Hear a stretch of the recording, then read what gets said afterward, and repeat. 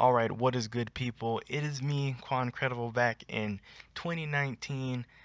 I know I definitely disappeared, definitely at the very end of 2018, but I'm here now.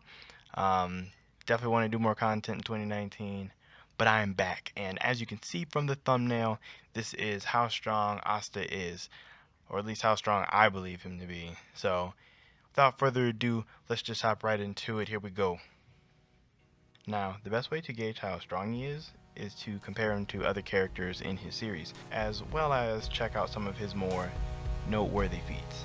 Now, on the physical side of things, Asta is pretty freaking strong, seeing as he's able to swing his swords, which have been stated by many characters to be pretty freaking heavy. Like, grown men can barely even pick these swords up, let alone swing them around like he does. And he's able to take these extremely heavy swords and swing them with enough force to crush boulders. Now, on the speed side of things, he moves pretty quickly. I mean, seeing as some of his, I guess, highlights would be he's able to blitz enemies that are fighters and like attack them before they even realize he's up close to them, which I guess is pretty impressive. Now, on the durability side of things, he can take a pretty decent amount of damage. He was able to survive being smashed to a wall by Mars when they fought. He was also impaled by ice, and he survived that.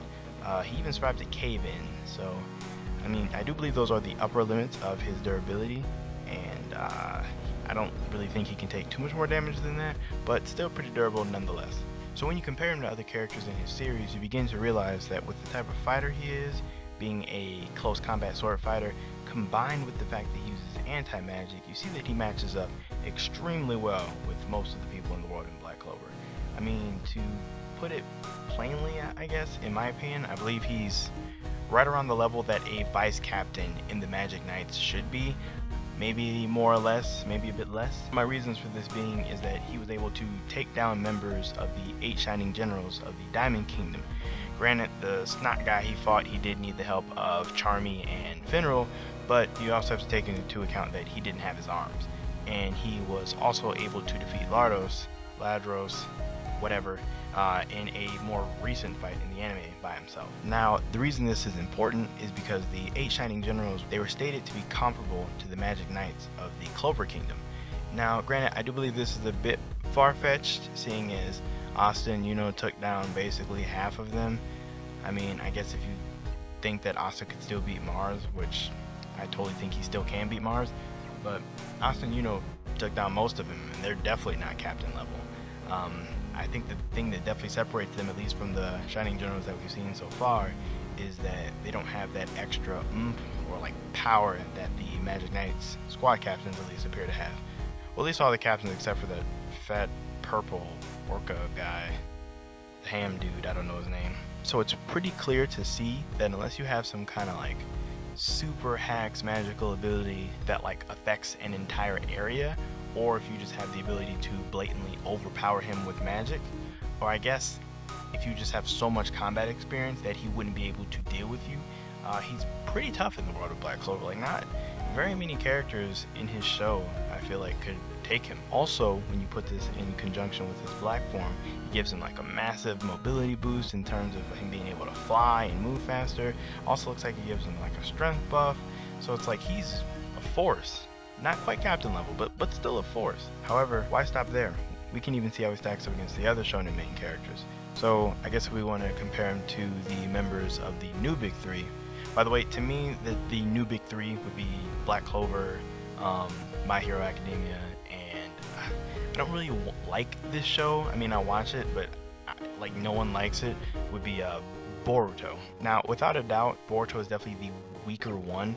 I mean, Asta is way more physically imposing than Boruto. He doesn't even need anti-magic hacks, just in terms of just being physically stronger and faster. And Boruto not really having much of anything impressive going for him. Asta's definitely way stronger than he is. But with Deku, things are a bit different. Now, for the sake of spoilers, I'm not doing anything manga related. I'm only talking about purely anime here. For where both shows are currently, like they're both like in like the mid 60s in terms of episodes. I believe they're around the same point in terms of plot, anime wise at least. I believe they're roughly similar in terms of strength. Like, I don't really think one is more so stronger than the other one. Granted, Midoriya can always go 100% or 1000% and have strictly higher damage output than he can, but I feel like on a consistent basis, Asta is like strong as well. So like, for lack of an argument, I don't really know. I mean, I feel like they're roughly the same in terms of strength. Now, if you take, say, Naruto or Ichigo, members of the old big three of anime, Asta definitely falls a bit short there. Also, I'm definitely not even talking about their end of series forms like Sage Six Path, BS, or like whatever you want to call Ichigo at the end of Bleach. Like, I'm talking about like in the beginning of their shows, like first couple arcs. They're all long-running animes, but I also found it interesting that they're all kind of paced similarly. Like, take Black Clover, it's in the mid-60s in terms of episodes. If you take Naruto or Bleach, in their mid-60s of episodes, Bleach is like right within the Soul Society, like right around the time Ichigo first gets his Bankai.